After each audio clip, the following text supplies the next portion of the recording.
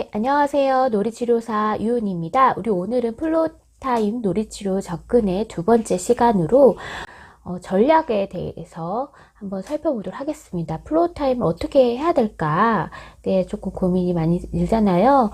어떻게 하면 아동과 상호작용을 잘하게 될까? 어떻게 학습시킬까의 관점보다는 어떻게 아동과 상호작용을 하고 관계를 탄탄하게 해서 그걸 바탕으로 해서 다른 사람과 관계를 맺는 거를 능력을 향상시킬까?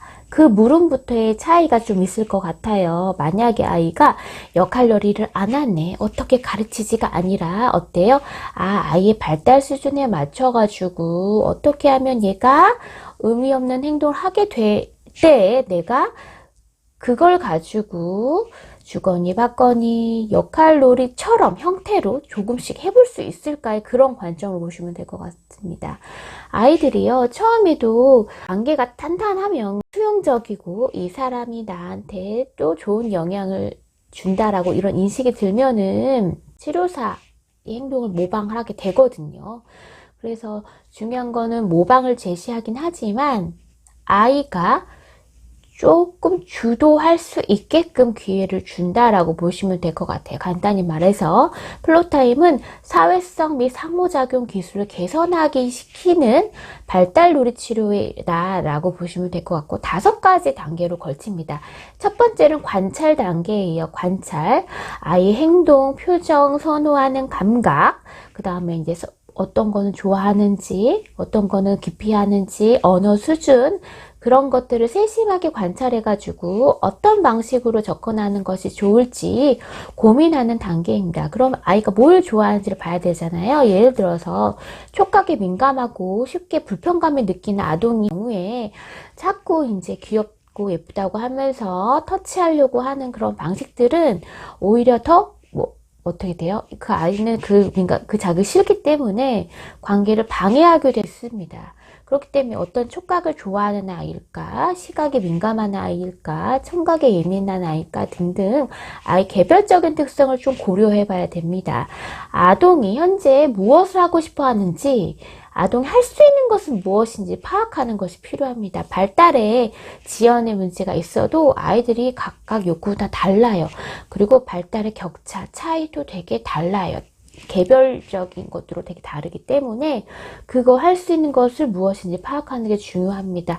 아무래도 치료사도 이제 아이를 평가할 수 있는 도구가 있어서 파악은 하지만 가정에서의 이제 부모님들이 아동이 뭘 원하는지 뭘 하고 싶어 하는지를 다 많이 캐치를 더 잘 하시기 때문에 부모님들께서도 아이가 어떤 욕구인지를 잘 파악하실 수 있을 거라고 생각이 듭니다. 그래서 아동이 하고 싶어 하는 거에 적극적으로 참여하게끔 협조하기 아이가 할 수 있는 것을 잘 이용하는 단계입니다. 두 번째 단계는 이제 조금 의사소통을 해볼까 하는 단계, 약간의 의사소통의 순환을 여는 단계라고 이제 번역이 될 수도 있는데요. 아동의 욕구와 능력에 기반으로 해가지고 아동이 놀이에 개입하게 하끔 하는 거예요. 1단계는 그냥 관찰하는 거. 얘 수준은 뭔가? 얘는 뭘 좋아할까?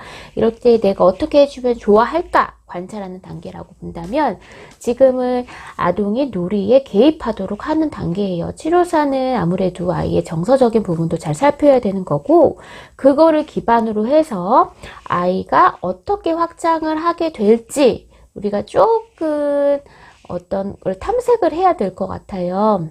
예를 들어서 구조하는 놀이가 있다라고 한다면 아이가 의미 없이 후보체를 왔다 갔다만 반복하고 있을 때 우리가 뭔가 확장을 해줄 수 있죠. 여기 불났어요. 도와주세요. 라고 이렇게 하게 되면 그런 반응을 하게 되면 아이가 이제 때로는 언어 발달이 되는 아이들은 어디에요? 라고 쫓아올 수도 있는 거고 아니면 언어 발달 안 된 아이들은 그냥 보고서 행동으로 그쪽으로 올 수도 있는 거죠. 그렇게 관심을 보이는 것 또 하나의 또 서클이 되어지는 과정이다 라고 보시면 될 거예요.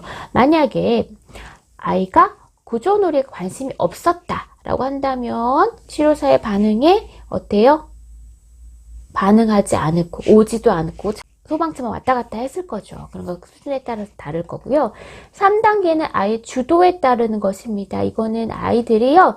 자기만의 놀이를 창조하도록 적극적으로 환경을 조성하는 단계라고 볼 수 있습니다.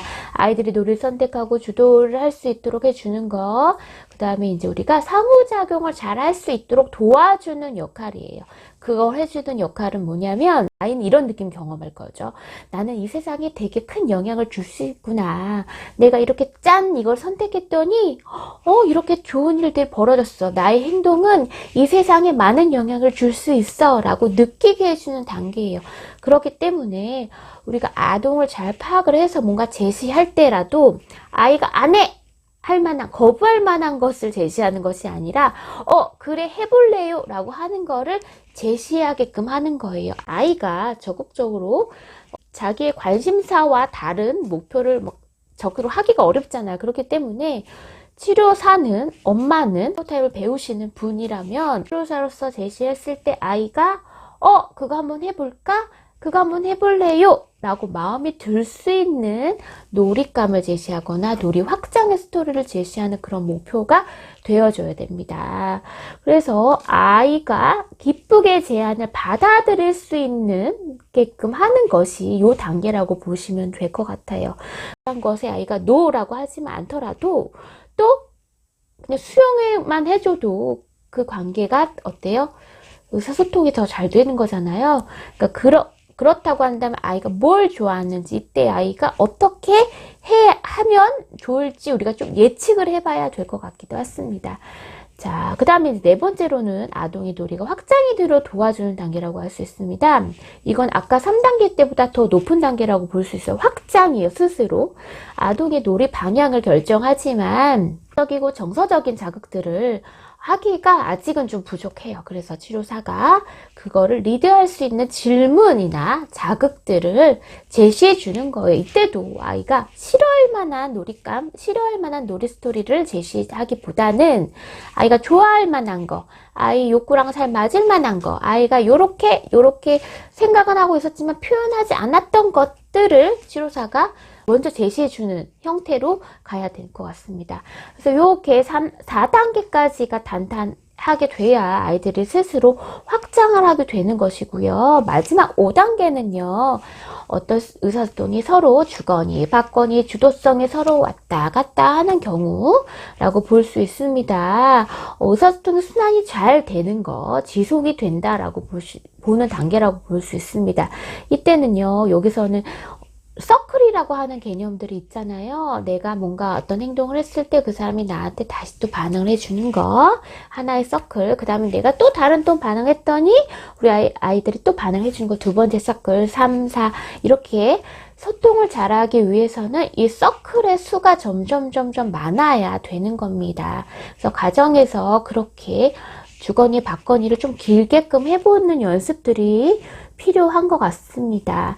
이거는 이제 요렇게까지 아이들이 연습이 된다면 아이는 스스로 내가 좋아하는 놀잇감을 가지고 다른 사람이랑 놀이하는 것이 재미진 않더라도 그래도 괜찮구나, 해볼 만한 거구나, 때로는 재미있고 즐겁기도 하는구나. 그러니까 이런 느낌만 경험해도 굉장히 성과가 크다고 볼 수 있습니다.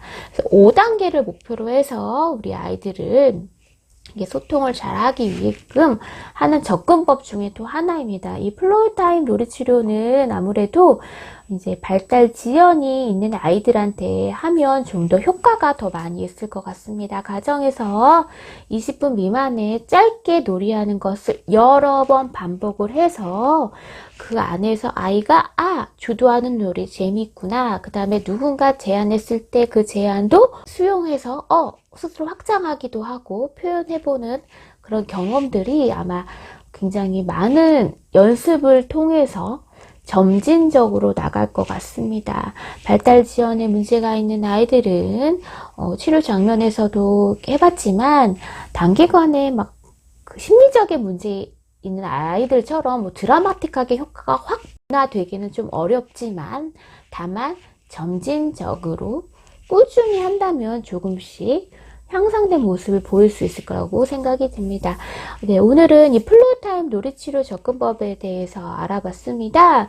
아이들이요, 너무 가지고 놀던 장난감만 갖고 놀기 때문에 어머님들이 막 새로운 장난감을 제시하거나 그러거든요. 근데 아이 입장에서는 그 새로운 장난감을 막 너무 제시했을 때 소통이 더 잘 안 돼요.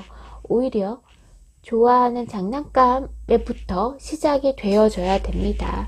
그래서 우리 아이들 각각 할 수 있는 거 뭐가 있을지, 좋아하는 관심사는 뭐가 있을지를 잘 파악하셔서 상호작용의 질과 또 양도 많이 늘리시는 경험들을 주시면 우리 아이들이 많은 향상된 모습을 보일 거라고 생각이 됩니다. 오늘 영상은 이것으로 마치고요. 다음번에도 더 도움이 될 만한 영상으로 찾아뵙겠습니다. 저는 놀이치료사 유은이었습니다. 감사합니다.